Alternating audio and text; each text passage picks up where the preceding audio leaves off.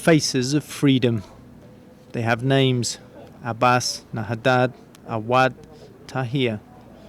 Doctors say they're all civilians. Ask 15-year-old Sarah about the price of her liberation, and this is what you hear. Of course I feel angry, she says. I've lost my father, my uncles, and a nephew. Stop the war and destruction. Red Crescent officials say bombs from coalition warplanes hit Sarah's home in this neighbourhood of Najaf. The sketches and plastic shoes of her younger cousin still lie in the rubble.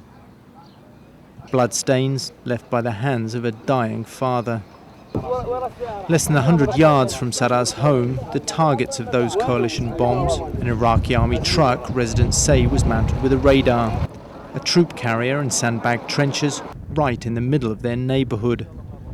But as Sarah's mother, Mariam Abd al-Hussein, nurses another of her injured children, she struggles to understand.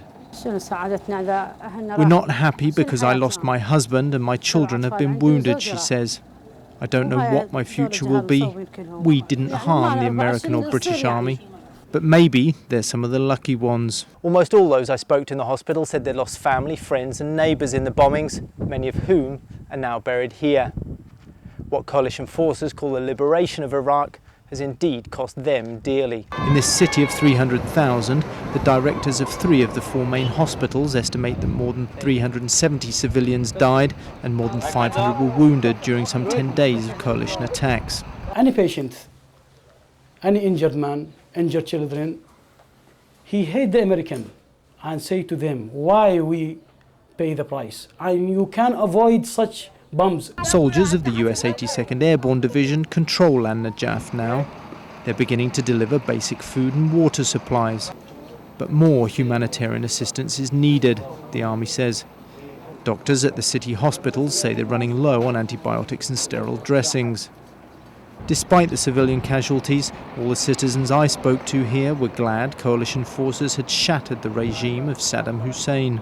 I'm very sorry for the people who were killed in these actions, he says, but it's all the fault of the tyrant Saddam Hussein. As for Sarah, she'll never forget the trauma war has brought her and her family, and she's not yet ready to forgive. Carl Penhall, CNN, and Najaf, Iraq.